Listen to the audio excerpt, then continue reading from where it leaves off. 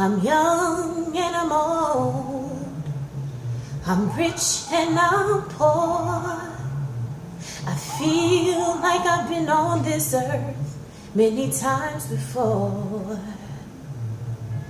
Once I was a white gazelle on a horseback riding free, searching in the darkness for a piece of me.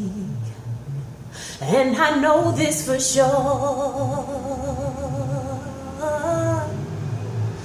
I've been here before. And I know this for sure,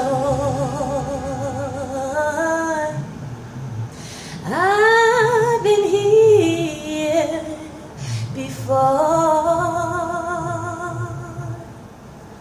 Hi, my name is Priscilla Marie, and I want to welcome you to Confessions of Being Fabulous.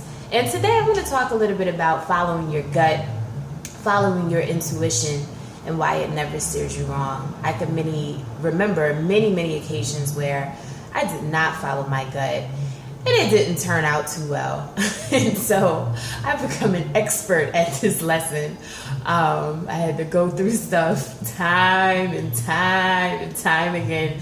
But that's usually how it works until you finally get it. Like, oh, I should listen to that small voice.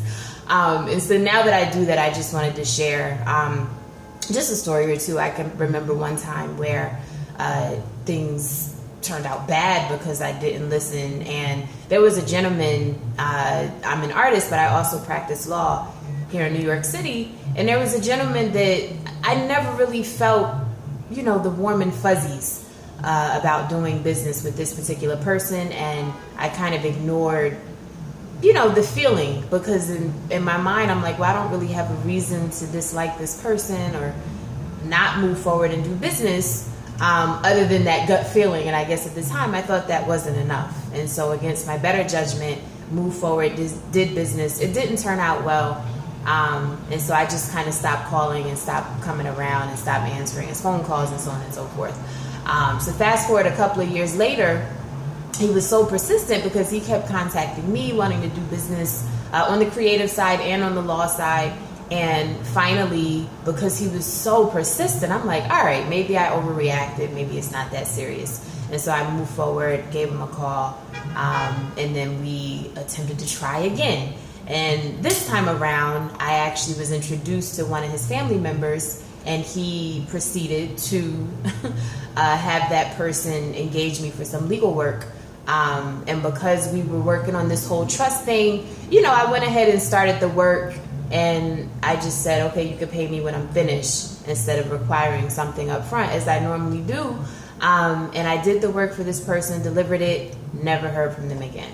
And so I guess on the one hand, I can't fault him for his family members' transgressions. But on the other hand, I can, because I felt it. You know what I mean? So it's one of those things where you don't necessarily know why your gut is telling you what it's telling you, but it's for a reason. It's for your own good.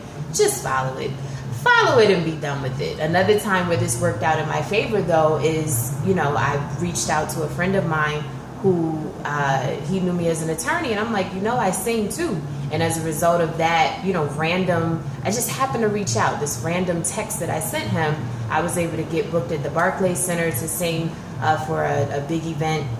I was able to get booked at Madison Square Garden for a huge boxing match that was televised on HBO. So you just never know. So because of that, follow your gut.